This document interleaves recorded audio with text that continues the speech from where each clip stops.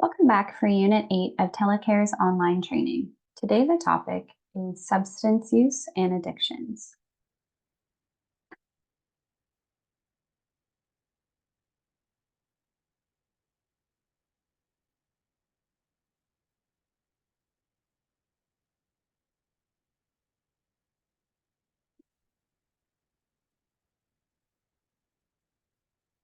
Some learning objectives for Unit 8 are that by the end of this section, you will have a basic understanding of how someone seeking help for addictions would find it, steps for referring a client to resources, and recognizing and understanding addictions. Some quick facts. 10% of nighttime drivers showed evidence of drug use, while only 8.1% tested positive for alcohol. That is from the Canadian Centre on Substance Abuse. 7,000 deaths in Canada are linked to substance abuse annually, provided by the Health Officers Council of British Columbia. Oxycodone prescriptions, known by brand names as Oxycontin and Percocet, have increased 850% in 10 years, the Globe and Mail. Substance abuse has caused our healthcare system $8 billion. From the Canadian Centre on Substance Abuse, children of individuals living with addiction are up to 9 times more likely to develop an addiction of their own. Good for health. UN Office on Drugs and Crime found 16.8% of Canadians aged 15 to 64 smoked marijuana or used other cannabis products, CBC News.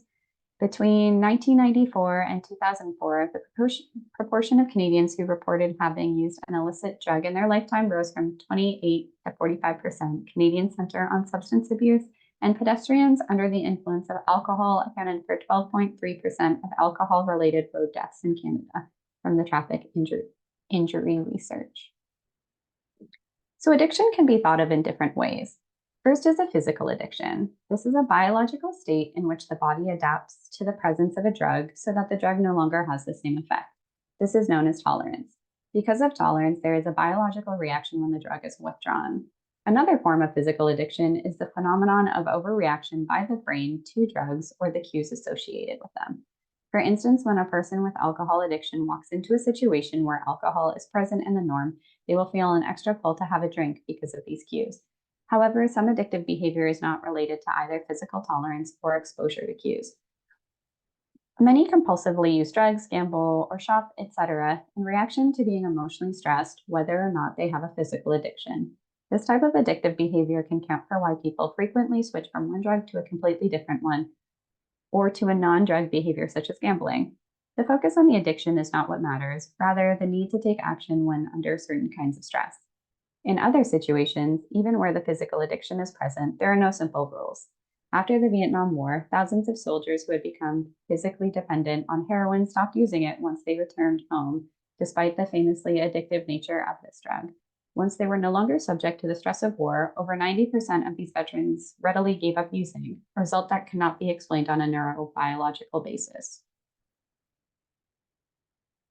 Addiction and substance abuse.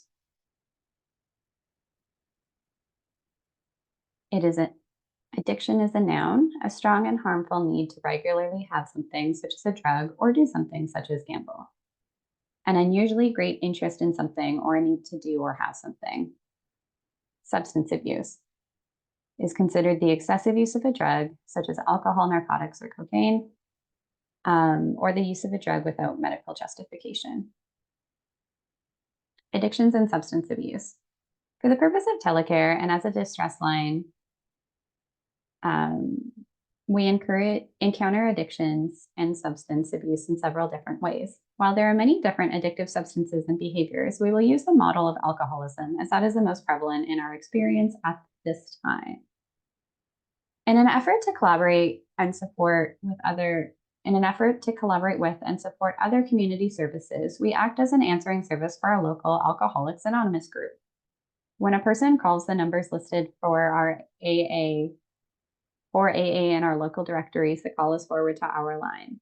Alcoholics Anonymous is a fellowship of people who share their experience, strength, and hope with each other that they may solve their common problem and help others to recover from alcoholism. The only requirement for membership is a desire to stop drinking. There are no dues or fees for AA membership. They are self-supporting through their own contributions. AA is not allied with any sect, denomination, politics, organization, or institution. They do not wish to engage in any controversy. They neither endorse nor oppose any causes. Their primary purpose is to stay sober and help other people with alcohol addiction achieve sobriety. When we receive a call from a person who is calling AA, they are usually already engaged in the program and are looking for information about meeting times and places. All of this information, including general information about AA, is kept up to date in our call center. People who are wrestling with various addictions and addictive behaviors will use Telecare in times of cravings as a method of passing the time until the craving subsides. We occasionally receive calls from someone who is trying to quit smoking, drinking, or some other addictive behavior. These people might call when a craving is upon them. Sometimes they are open and clear about why they are calling. For example, I just woke up and I really want to smoke, but I'm trying to quit, so I called you instead. Or I know that the bar will be closing in an hour and I just have to get through this last hour. These callers have a clear idea of their problem and have taken steps to cope with their cravings, for example, calling us. In these cases, it is good to let the caller direct the call or inquire of them how you can best support them. Be supportive of their efforts, accepting of their choices, even if we don't agree with them. Encourage the use of our supports and offer hope and belief in them that they can make the changes themselves. I'm really glad that you called here. It sounds as though you are working really hard to overcome this addiction. It takes a lot of courage to want to change. Is it best for you that we talk about the effects of drinking, maybe to remind you of why you are taking action, or would you prefer we just talk about something else to pass the time? I believe that you can do this and want you to know that we will support you however we can. I know of some other supports that you could use. Would you like to explore some options? First steps. People will call Telecare to discuss difficult life situations and begin to explore the possibility that an addiction, either theirs or a loved one, is causing harm in their day-to-day lives. Through the use of effective listening skills that we learned in Unit 2, you and your caller might begin to explore the possibility of an addiction, either their own or a loved one's, causing the issue in their lives. As you begin to explore deeper, keep these basic ideas in mind. Addiction is often grouped in with mental health, and like mental health, carries its own stigma. Think of the terms used to describe people with substance abuse problems, such as junkie, alcoholic, alkie, addict, and stoner. By using the term person with an addiction, we take the first step by putting the person ahead of the problem and reducing the stigma attached. Remain non-judgmental and neutral, particularly in the discovery stages of identifying an addiction.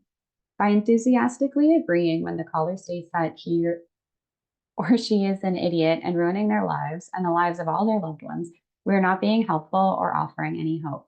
At this point, the caller might need to hear that they are not alone and that they can make things right and that there is support for them when they are ready. Show empathy. Truly listen and try to hear the often unspoken messages and emotions. Addiction does not happen in a vacuum. Often, addictions develop as someone tries to escape stress, grief, or past trauma. Listen closely for the invitations to talk about deeper issues and to explore feelings. Remember, people may turn to substances as a way of coping with difficult emotions or situations. They might find it hard, for example, to calm down when they feel angry or upset, so they come to rely on substances to help regulate their emotions. They may also use them to help relieve stress, boredom, or sadness, to reduce inhibitions, to make it easier to socialize, or to be able to speak up about feelings. There's a quote, "No one is immune from addiction. It afflicts people of all ages, races, classes, and professionals." And that quote is by Patrick J. Kennedy. So that completes part one.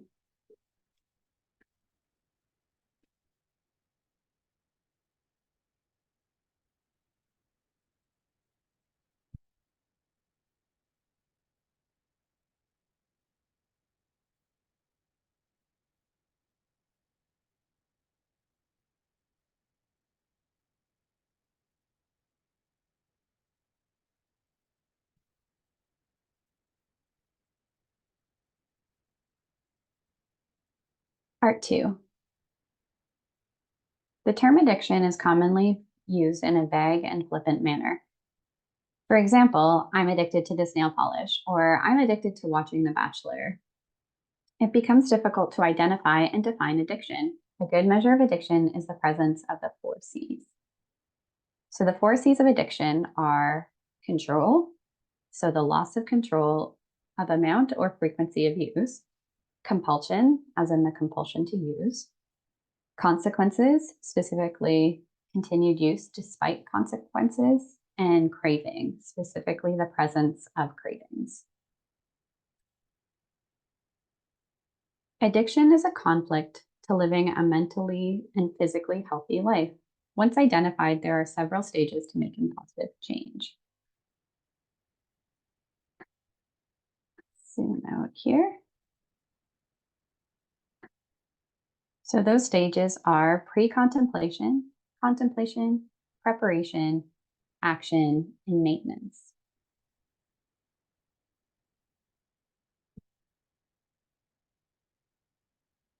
So our purpose can be to help our callers balance some of the decisions around substance use once our caller has recognized that it might be an issue that they wish to address. Explore and learn. It sounds like drinking or drug use or gambling is a large and important part of your life.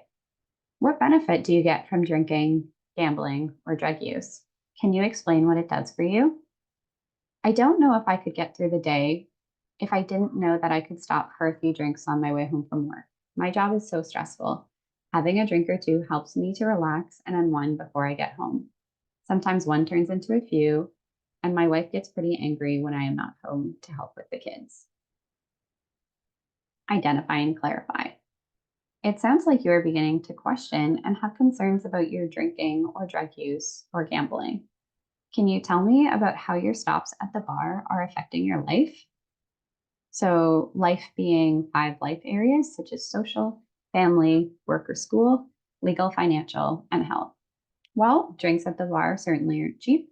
I never miss a day of work because I have been drinking, but sometimes I do have to drag myself in. My wife is becoming more and more angry when I tell her I'm stopping.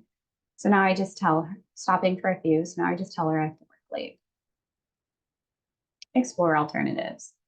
It sounds like your work is really stressful and you need to find a way to relax and unwind before you can go home and enjoy your family. Can you think of any other ways that you could unwind that would be more positive for both you and your family? I used to spend a lot of time at the gym when I was younger. I always felt that I could work out my frustrations there. We do have a gym at the office. Maybe I should look into that again. Exploring treatment. Once a person has identified that a behavior or substance has become an issue in their lives, there are many addiction treatments to explore, and no one treatment will work for everyone. The appropriate route will depend on the severity and type of addiction, personal supports available, and the person's motivation for change. Once a caller has begun to recognize the need for action, a family doctor can be very helpful in guiding them through treatment options. Typically, successful treatment for addiction will explore how substance abuse affects your life, prepare a treatment plan, link you to appropriate services, teach you skills to lead a more balanced, healthier life, help set and meet goals, provide counseling, offer support and information for family members, teach to cope with and reduce the risk of relapses and slips, and prepare a plan post-treatment. Treatment strategies. Self-change. Some people, once addiction is recognized as a problem, can make changes on their own using self-help materials such as books, websites, community support, and helplines. Self-help groups. Either alone or in conjunction with other treatments, many people find support in groups such as AA and its derivatives, Narcotics Anonymous, Gamblers Anonymous, etc. There are a number of such groups with various philosophies and approaches. Harm reduction. In order to reach people who are not yet ready, willing, or able to give up substances, some treatment programs encourage harm reduction strategies. This includes helping people find safer ways to use substances, providing education to recognize overdose, providing clean needles, and ensuring basic needs are met. For example, shelter, food, medical care, and substituting safer drugs, i.e., methadone for heroin. These approaches are aimed not at abstinence, but reducing the harms associated with substance abuse. Counseling therapy. Counseling can include individual, family, group, or couples therapy with an aim to increase awareness of how substance abuse affects lives, what the risk factors are for abuse, and how to reduce substance use. Through counseling, people are encouraged to examine the deeper reasons behind the substance abuse. Participants are taught to manage cravings, strive for physical and emotional wellness, and learn ways to form relationships that are not focused on the substance abuse. Perhaps most importantly, counseling helps to provide a safe outlet to engage in effective, assertive communication and reduce stress. Medication. There are several medications that can be helpful in treating addictions, including smoking cessation, opioids such as pain medication, and alcohol dependence. Some mimic the effects of the drug, and others cause a person to feel ill if they take the medication while using. Always refer to a physician's advice. And here are some resources for further reading.